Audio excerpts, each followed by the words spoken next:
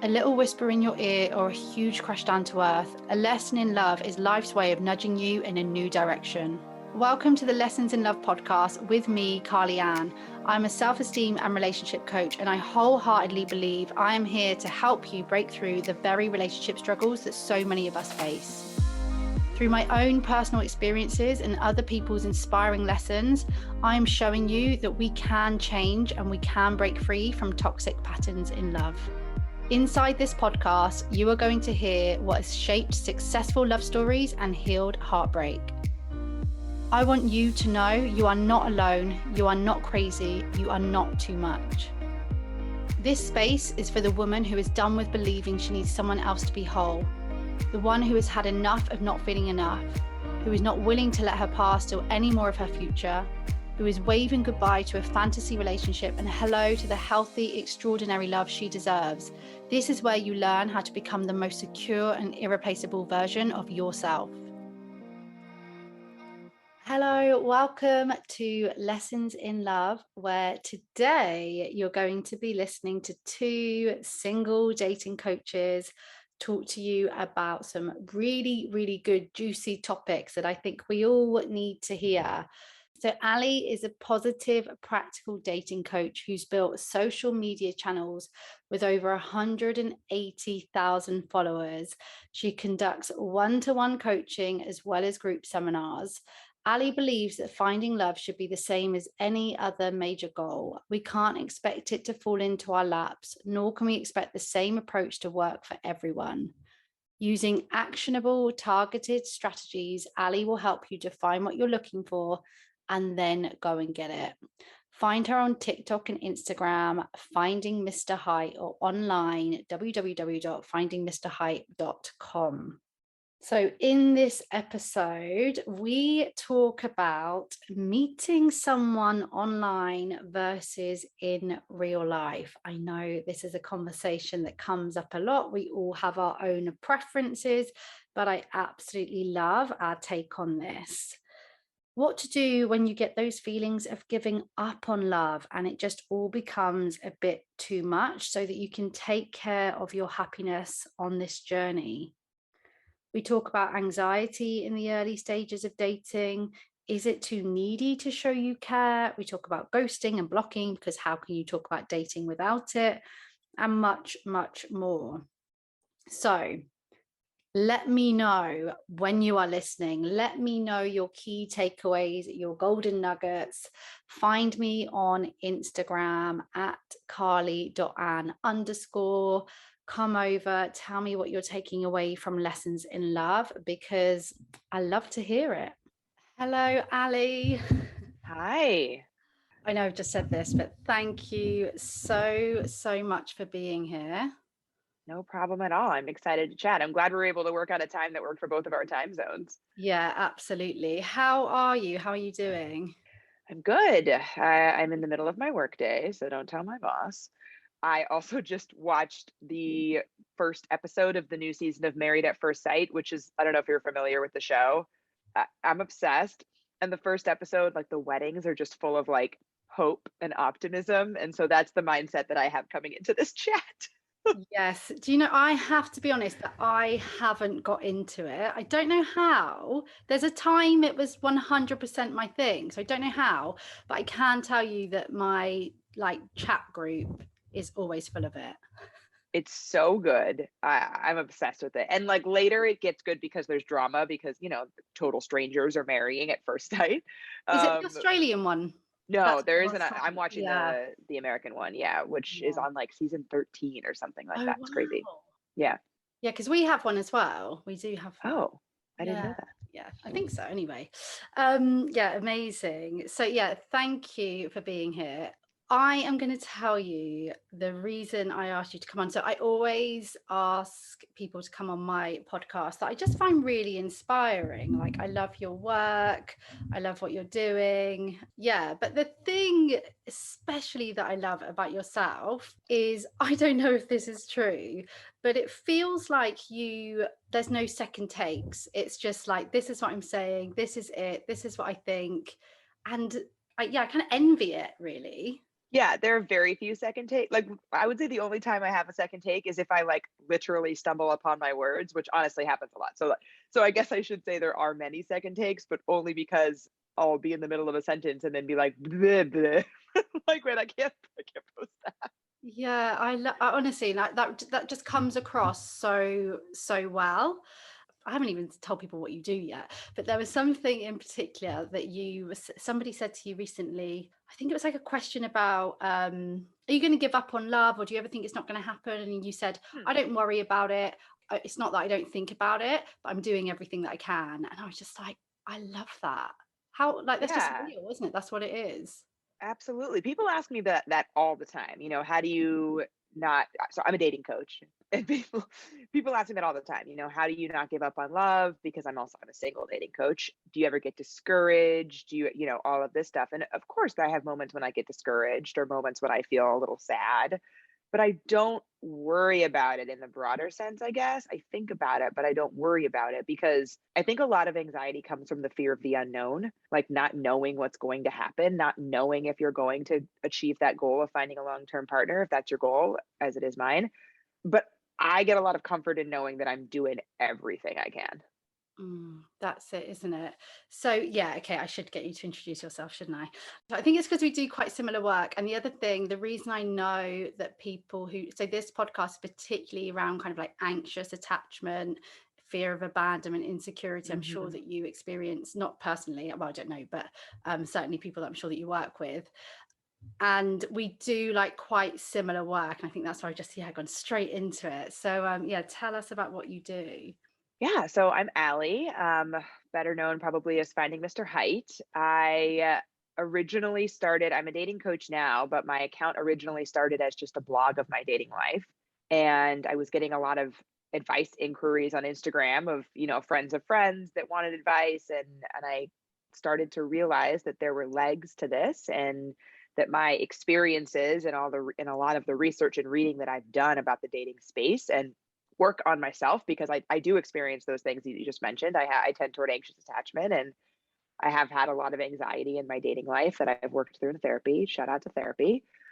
But I started to realize that this potentially had legs as a business. And so I launched my dating coaching business about 7 or 8 months ago now. And it's been a little bit of a wild ride. Oh, this is my cat Logan. I like. I didn't realize it was so recent. Yeah, so if I try to make him go away, it'll get worse. So I No, just it's kind of fine. I love let it. him hang out. Um, yeah, so I started posting on Instagram at the beginning of 2020. I decided I was going to make 2020 my year of vulnerability, and just say this is pre-pandemic. This is like January, and so I just said, you know what, I want to meet somebody. I'd gone through a really terrible breakup in 2019, and I'm just going to put myself out there on Instagram and start talking about my search for meeting somebody. And that's where Finding Mr. Height came into play. It's really just a pun. I'm 6 feet tall, so my friends were like, "Oh, you're not looking for Mr. Right, you're looking for Mr. Height." Um, so then it just kind of morphed from there. And I've been dating for a really long time, on and off in relationships. And I felt like I had something to offer, if not just my own experience, but also, things that I've learned along the way. And, people said, "Hey, I like your advice. You should do this make this a thing." So I did.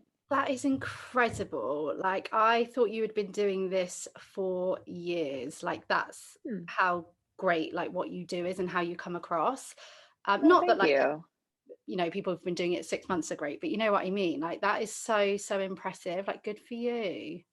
Thank you. It's funny because a lot of my friends that I've known for a long time are like, "Oh, this makes so much sense because you've always given such good dating advice, like within our friend group." So I guess you could say that the concepts and the things and the advice that I'm talking about, I haven't developed that in the last. I mean, I've been developing that over years of, talking to other people and kind of being that person that my friends came to for advice.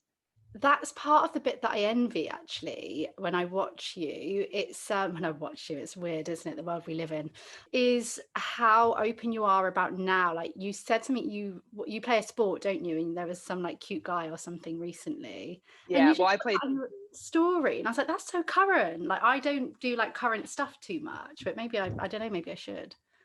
It's been interesting. So that I play volleyball, but I also play in a softball team. So there was a guy who had subbed for my softball team 2 weeks ago who I thought was super cute. And we were totally vibing during the game. Like the other girls on the team were like, what's going on with you and that guy? He winked at me at one point. So I got his number from my friend and I texted him. Turns out he wasn't interested. But so I've sort of transitioned the way I talk about my personal dating life. I mean, that's how it started, right? Like my account started as an account of my dating life. And as I've morphed into more advice, I've kind of tempered that a little bit, but I still talk about it. Obviously, everything is de identified and anonymous. But I feel like kind of me being out there too and experiencing this stuff too, I think helps people connect. And, this isn't coming from a vacuum. Like this is coming from me trying this stuff. Yeah, I totally get that. And because I know that's why a lot of people relate to the podcast, because I'm so open about it being my experience with anxious attachment.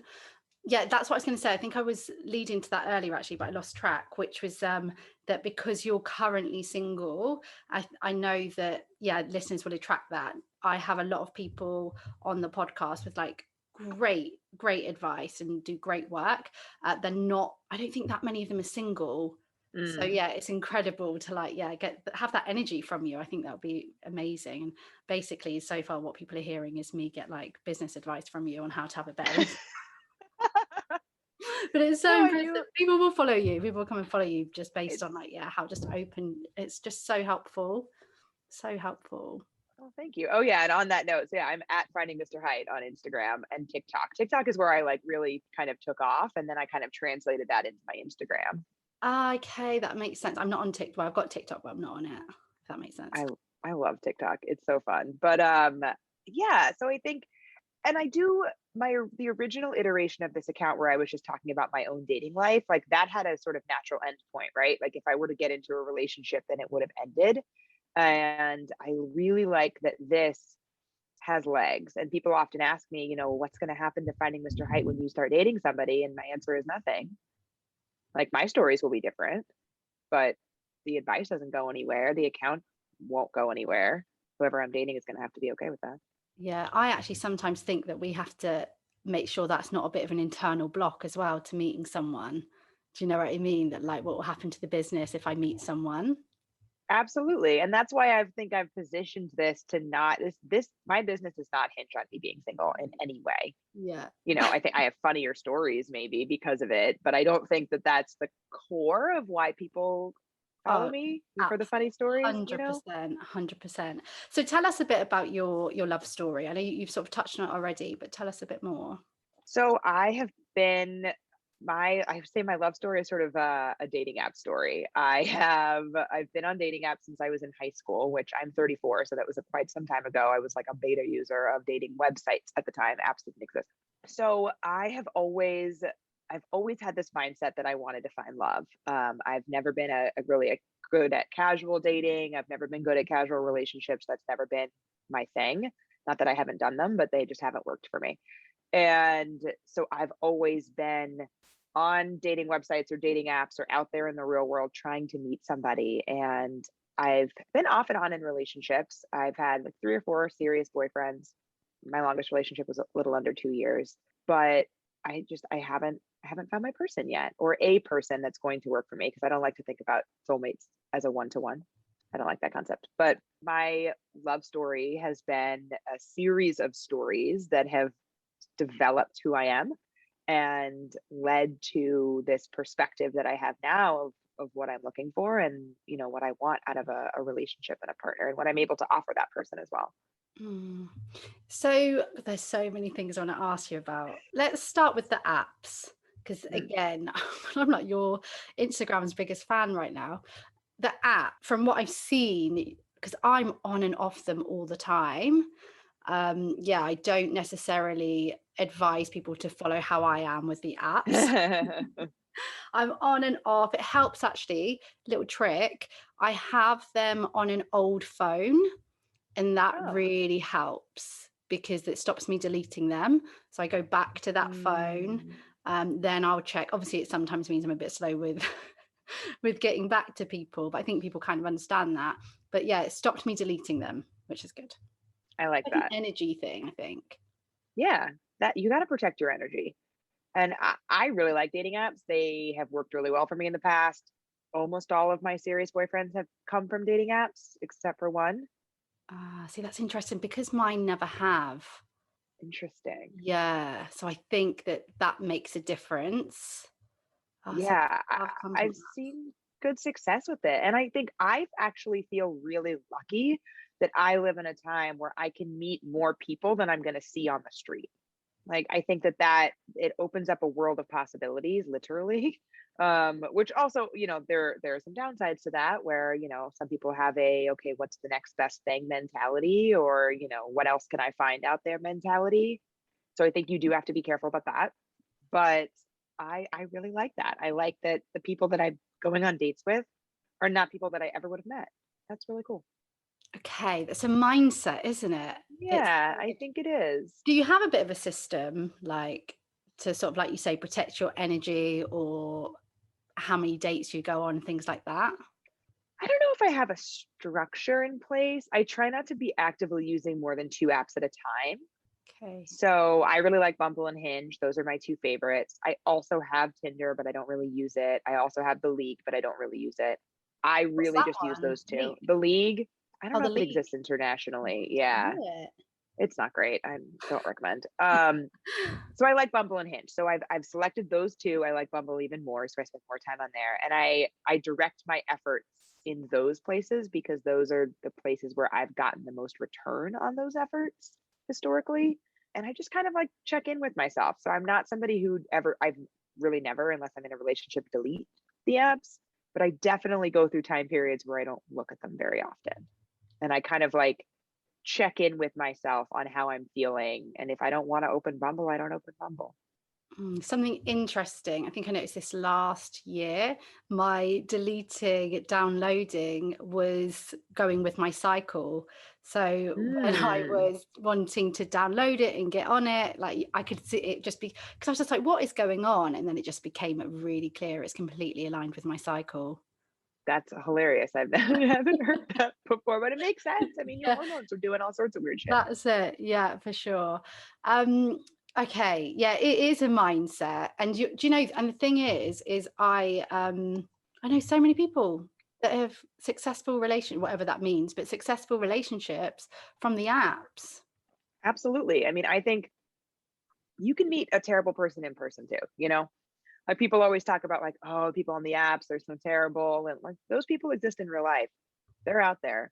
Something that also exists that I really like about the apps that isn't true about meeting somebody, let's say at a bar or on your softball team. You don't know if that person is seeking someone to date in real life. On an app, I mean, sure, there are people pretending to be single who aren't. But I think those are the minority. But you know that the person is seeking someone to date, and you also know if you've matched with them that they are interested in you. Yeah, that's so true, isn't it? Yeah, so there's this like reduced barrier to entry in a sense versus this random person that you see in a coffee shop, in a bar, wherever you might be out in your life. And you have to, before you even get to the part where you're going to go on a date with them, you have to cross this major, jump over this major hurdle of, are they interested in dating and do they like me? And are they single? Well, right. Yeah. I mean, are they single and are they interested in dating? It's like Yeah, a yeah. cross section of those two things. And then the other part of what you were saying that comes across, I think, is how you, I guess, stop yourself going down that road of giving up on love, the anxiety around not meeting someone. You know, all the classics, is there no good ones left? Do you ever find yourself spiraling down those roads? Yeah, I mean, I wouldn't say spiraling, but I find myself sometimes thinking about that, and I get, like I said, there are times when I get sad or lonely, and I give myself the grace to have those feelings because I think pushing through them and ignoring them is not a way to get them to go away. So I acknowledge that and, kind of let myself, feel my feels and then keep going. Like there's nothing changes if nothing changes is a phrase that I like a lot. And I think that that's super relevant in your dating life if you're looking for a partner, is that if you just keep doing what you're doing and don't actively look for it, then nothing is going to change. Yeah, I'm with you. And because for me, it just is a case, and I decided it a long time ago. So I do think I've got this really natural interest in like happiness and well-being, what makes us happy. And so I decided quite a long time ago that my happiness isn't going to go into someone else's hands. And that goes, that goes in all different areas, but it applies to relationships as well. Like, I'm just not willing. I don't know how long my life is, and I don't want to give something so precious up to something that, look, I do believe it will happen, don't get me wrong, but for any argument's sake, who someone might say you don't know, or that uncertainty, then I decided, I think I've said this a few times before, like, then I'm gonna have a really good time. Yeah, you know absolutely. You're totally right. You're responsible for your own happiness. And if you want that happiness to include another person, then you're responsible for doing the stuff you need to do to meet that person. this is it. And then just another thing, then I'm going to ask you these questions, because you mentioned about the anxious attachment and anxiety in dating and things like that. Do you find it particularly more difficult with dating those early stages, that kind of thing, or is that something you do feel like you've got sort of a handle on now? I'm definitely better at it than I used to be. I don't know that it will ever be gone. I think I'm always going to have to continue to check in with myself on it and, remind yourself, okay, are you feeling this way because they are doing something to make you feel this way? Or are you feeling this way because you're in your anxiousness right now? And that's something that I constantly have to think about. I don't know if it's harder. I think it's hard both ways, anxious and avoidant in the early stages, because avoidant early stages, sometimes you don't ever get anywhere. Like I would imagine if I were avoidant in the early stages of dating, like how do you ever get to the middle stages if you're avoidant? Like that seems like a really hard thing to overcome. Whereas an anxious attachment in the early stages, like I just need to check myself and then it's okay.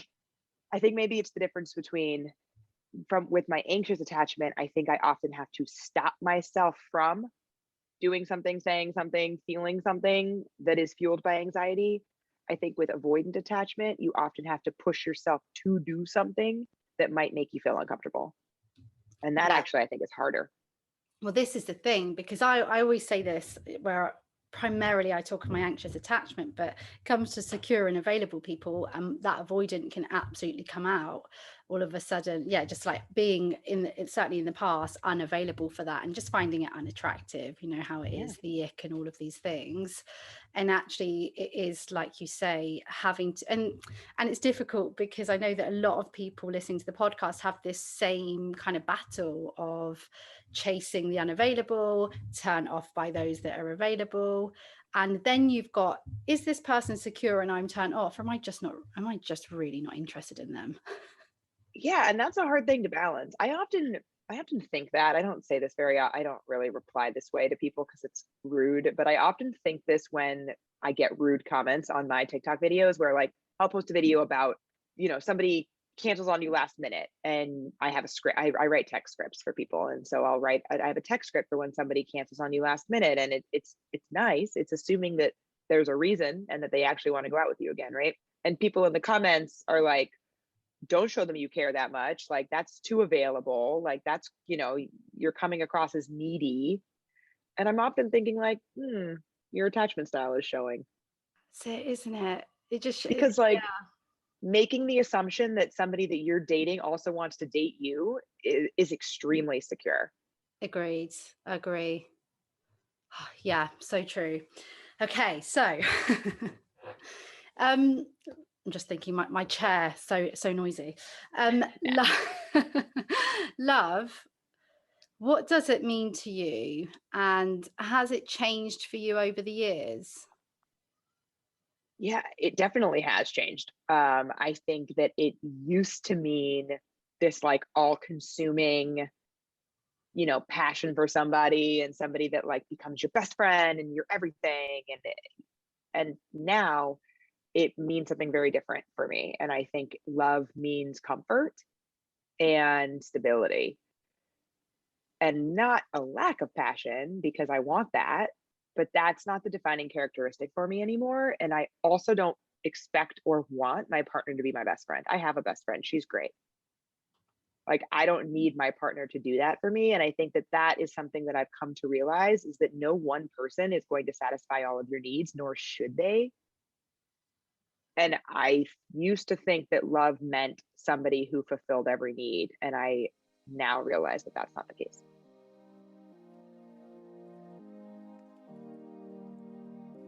I am so proud to tell you this episode is sponsored by the Happiness Planner.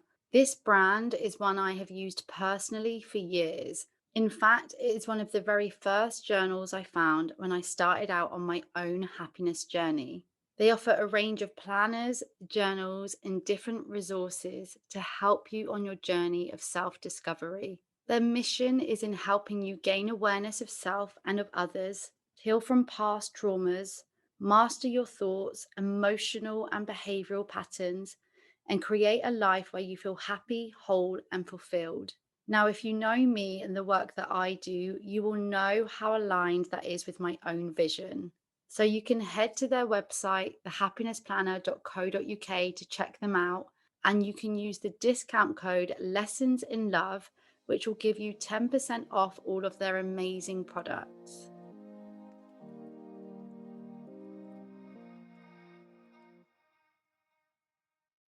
How do you choose for you personally which needs are the most important for you and which ones you're willing to, I don't know, is it compromise, is it sacrifice? Oh, well, it could be compromise or sacrifice, right? Depending on how much that person's able to meet your need. Like there might be a need that somebody's able to meet you halfway on, and then you're just compromising. There might be another one that they can't do at all, and then you're sacrificing. But I don't know that that's a hard and fast rule for me for all of my needs. Like there have been relationships where, I mean, there are certain ones, like I need to feel loved. Like that's a need that's not going anywhere and that I can't compromise on. I think probably everybody has that need.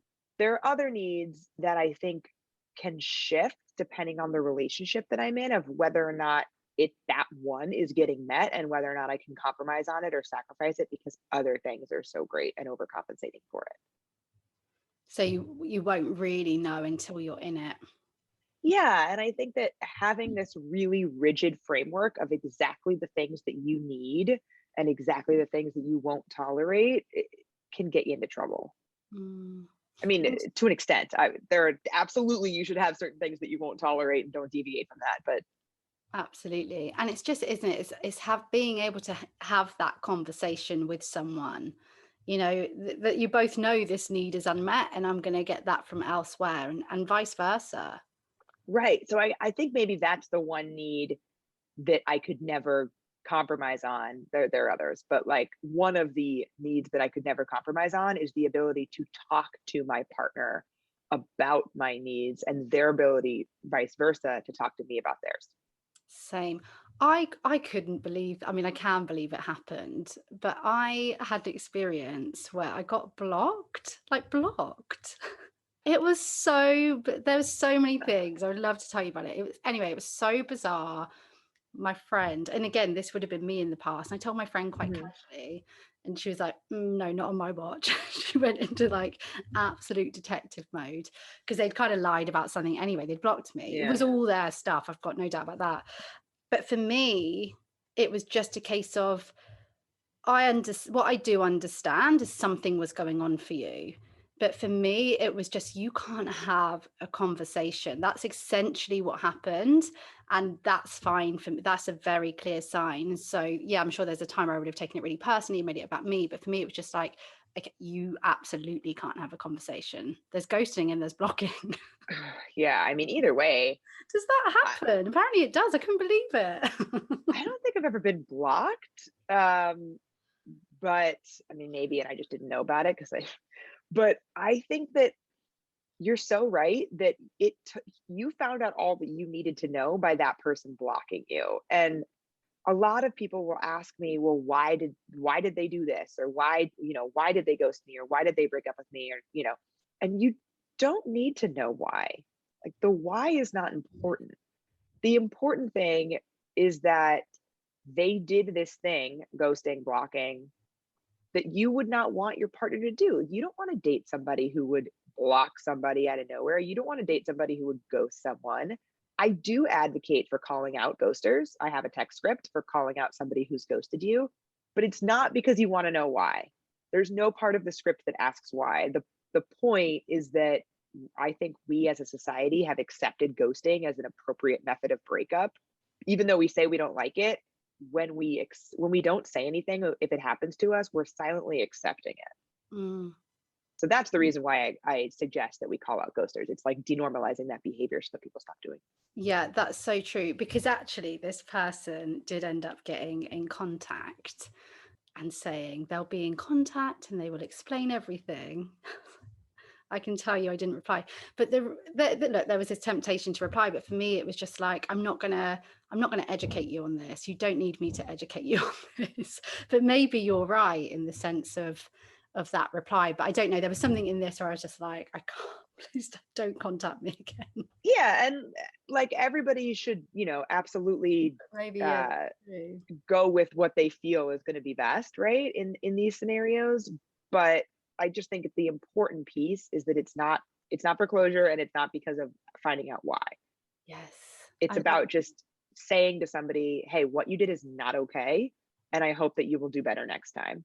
And even just them having to read those words, I think is a win.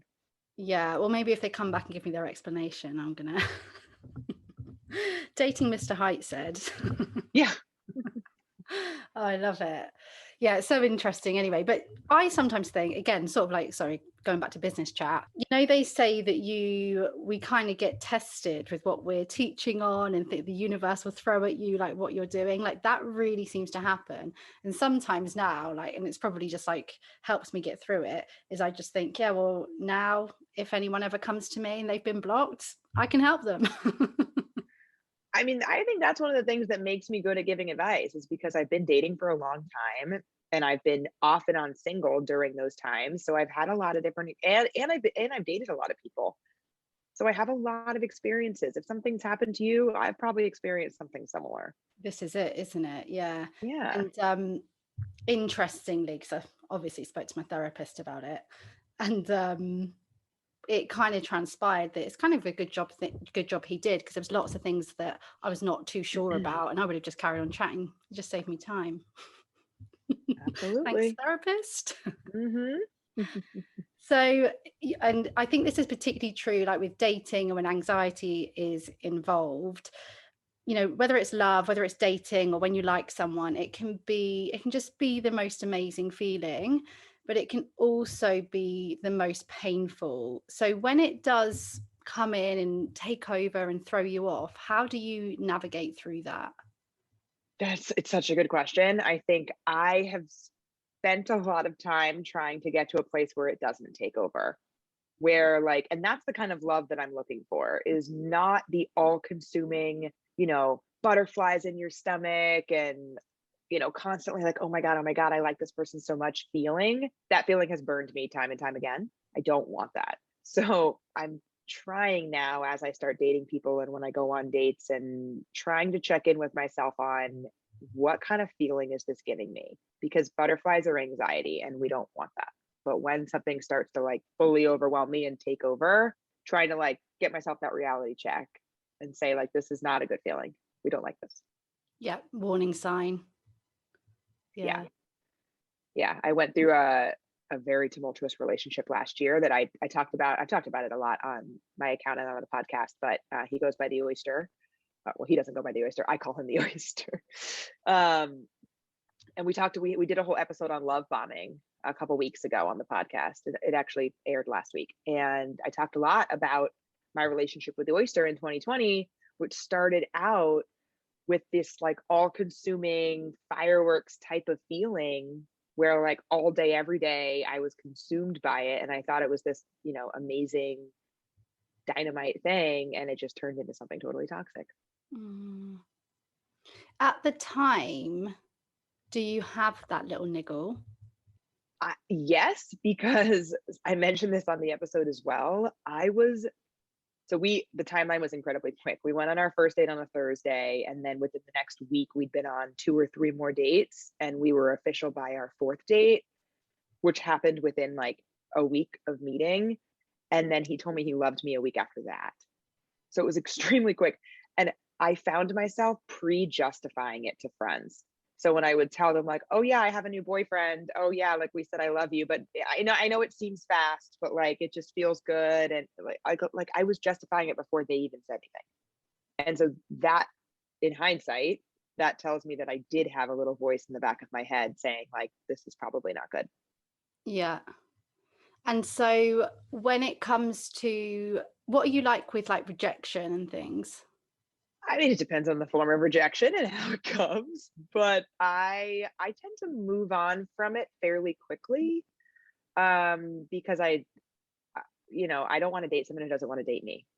That's it, isn't it? Yeah, I mean, like, and yeah, that sucks. Like, so the breakup I mentioned in 2019 that kind of spurred Findingmrheight was the worst breakup I've ever been through. He broke up with me out of nowhere. For me, obviously, it wasn't out of nowhere for him. I'm sure he'd been thinking about it, but I had no idea. I was obsessed with him. And I realized, I think, through that breakup that although I didn't understand why, thought we were amazing, and looking back on it, we were not, but thought everything was great, didn't understand why he didn't want to be with me anymore. The fact of the matter was he didn't, and I don't want to be with someone who doesn't want to be with me. Do you have that kind of mindset and way of thinking in general, or have you had to teach yourself that? Because it's so helpful when it comes to dating and love. I think that I've learned it through life. So we actually haven't done an episode on attachment theory yet. We've got one coming up, but I feel that my attachment theory was born out of friendships in my childhood. So a lot of people think that like attachment theory, like your attachment style only comes from your parents or that, but that's not true in my opinion. I think it can be from a lot of different things. And for me, my anxious attachment style, I am like 90% sure came from unstable friendships in my childhood and feeling like I was rejected by friends a lot and ostracized and, felt very lonely at times all through high school. And it happened again a little bit in college. And I think that actually taught me how to deal with rejection. Somebody saying, I don't want you in my life. Mm. Although it was not a romantic relationship, a friend saying, although they were terrible communicators, and nobody actually said this to my face, but feeling like friends didn't want me in their life anymore, I think taught me a lot. I'm so glad you said that, because it's so true about attachment theory, isn't it? In that kind of original belief, I guess, of it all coming from childhood. And I was, not childhood, but from your parents. And Yeah. I was having the conversation with a client yesterday. She's sort of like looking back, and actually I wonder, when you were saying that, I was thinking, oh, we probably, whether we downplay, but the conversations about, well, what were your friendships like, in childhood? I don't think I have that conversation enough. I think that's really good. Yeah, really good thing to explore. I think so too. I want to do an episode on that. We actually just this week released an episode on how friendships impact your dating life, but we didn't quite get into that specific part of it because I think that your friendships are your first non-familial relationships that you have. Before you date anybody, you have friends, hopefully, or not. And if you don't, then that's forming things too. Yeah. But I think that really formed for me how I relate to other people and how I feel that I'm seen and perceived. And those unstable friendships led to a lot of insecurities for me in thinking that I wasn't, worthy of love, and not in a romantic way, but in a people who aren't my family. Like, my family is amazing. We're so close. I always felt extremely loved by them. But there's an element of like, well, yeah, they love you. They're your family. And I know that's not true for everyone. I'm very lucky that that is true for me. But I think that growing up and having these unstable friendships, it felt really difficult to me, because it's like the only people who accept me are the people who kind of have to. I'm so pleased you've shared that, because I just wonder how many people, yeah, probably feel a bit heard right now. So thank you for that. And yeah, it's definitely got me thinking as well. I certainly do know that when working with people, usually around like attachment styles, patterns, behaviors that they have, we very quickly, it starts to show in like friendships and, however that is, or other behaviors at work or whatever it might be. But obviously it's just so intensified in those romantic relationships. Yeah, absolutely. And I often say that the advice that I give can be applied to non-romantic relationships. People often ask when they see my text scripts, they're like, "Can I use this on my friend?" I'm like, absolutely. Like, I would take out the part about not wanting a romantic connection with them, maybe. But yeah, you can absolutely utilize these for other relationships, family relationships, because communication is communication. Communication, that's everything. I, That like it, confidence in communication is just such a key part, isn't it? yeah, I mean, it all circles back to that. It all circles back to asking for what you want and not expecting it you don't. And it just showing who's on the receiving end, right? Yeah. And, a lot of people get upset for not receiving something they never asked for. And obviously, there are certain things that we shouldn't need to ask for, like basic respect. But but more specific needs or desires that you have, if you don't communicate them, you can't expect them to be met. So I know that there's no like clear answer to this, but when it comes to dating and yeah, putting it on the line what you want, are you of that school of thought of first date, get it out there, let's not waste time? Or are you of the school of thought, we take it a little bit slower than that? I try to be more in the take it slower category. I don't always succeed at that. I also think it depends on what we're talking about here. Like, Let's say is like it, kids, marriage, that kind of thing. That's probably what I get hear the most fears around. I would say I take that a little bit slower. And that's not to say that I'm not going to mention it for months, but on a first date, do I need to know if this person wants marriage and kids? No, I do not. Because the problem is that when we ask those sorts of questions, they end up coming across like we're asking about, do you want those things with me? We're It's really hard to ask that question and keep it general.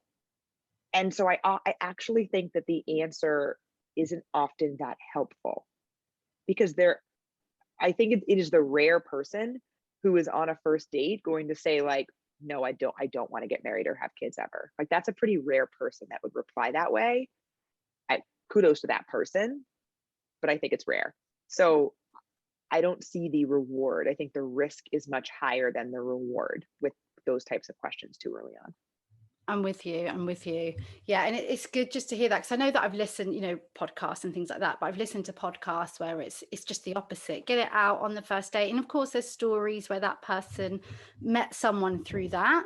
And that's the thing. And I think it is, as you know as well, and I'm sure that you have very similar experiences, in the sense of that's kind of how you know who you're going to choose as your coach or who to follow, isn't it? Is when does what they say resonate? Because Yeah, I might have advice where people are just like, no, I'm telling them on the first date.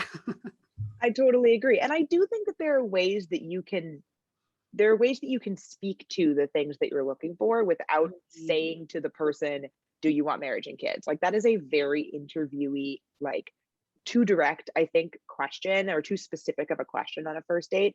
Instead, let's say you're talking about, I live in New York City. A lot of people ask like, oh, do you ever see yourself leaving New York? Or, people like to talk about that. I will often say something to the effect of like, maybe at some point, if I have a family, but then again, like I see kids running around Brooklyn and I think that would be really fun. And I kind of say things like that to indicate that I do see having a family as a potential part of my future. And if it's somebody who is very much against that, that's going to be a turnoff for them. And that's a good thing. Yeah, absolutely. And it is just sometimes like where conversation naturally flows or whatever it might be. So yeah, interesting. So you get to go back to any age and teach yourself a lesson in love. You're not allowed to say no regrets or that you wouldn't change a thing. That's not true. So Most people are saying that. What would you say? I think that I would go back and tell myself, I don't know exactly at what age, maybe my early 20s, maybe my mid 20s, that love is actually something that you work on and grows. And it's not something that just happens on your first date and then is just up and away from there. Because I think, like I was saying before, I think I used to think of love as this like smack you in the face explosion thing that when you fall in love, now you fall in love and now you're in it. And now you just move along. And rather than growing in love and working on it and growing with somebody, and that's not to say that I think it should always be hard work, because that sounds like it sucks, but that there is some element of work and growth. Yeah. I think from speaking to you today, that idea of like the chemistry and like falling in love and quickly and all of those things, I definitely, yeah, just relate to that. There's a lot of similarities in that. And now like I didn't ever think this would happen, but the thought of being like calm and regulated with someone is just like, oh yeah, that that's what's good, Yeah. you And know? that's a really hard mindset shift to make. And I say this, it's easier said than done. I say this not dating anybody at this moment in time. So, it's not like I can sit here and be like, yeah, then I did this with this person and it's working out. Like I'm still working at that, but that is now my gold standard and goal versus what it used to be. Yeah, I had this moment with my therapist again recently, and it was almost like I could feel that she could see the shift that I've made, because Mm. rather than her talking about me like not being attracted to unavailable people, she was talking about, that attraction to secure people. And she just said it like so clearly. She was like, you're going to know when it's someone secure. She said it's going to feel really different and you're going to know. And I just thought, it wasn't that when kind of feeling, but it was just so exciting. I was like, I am going to know. It's going to feel so different. It's going to feel like Yeah, what once upon a time I might have thought was boring, and now that's exciting. I totally agree with you. Mm. You just kind of have to like try to flip that mindset to make that exciting. Like, oh my God, this person doesn't care at all, but that I know that they're interested. How great is that? That's so cool. It's so true, isn't it? And actually, I think even just through yeah, teaching myself like grounding and connection and safety and those kind of things is definitely making that a lot easier and more secure. So, and I'm just hearing people say, I don't know if do you ever remember that moment when you would be like, well, what are you saying, that I shouldn't have chemistry? No. No, exactly. Yeah. Like no one is That saying that was you me. shouldn't That be was me. attracted to the person you're dating. Like that's important. But I think that is not what makes a long lasting relationship. It is certainly a component of it. And I certainly couldn't date somebody I wasn't attracted to at all. That would not work. But I'm not saying that we shouldn't be attracted to somebody.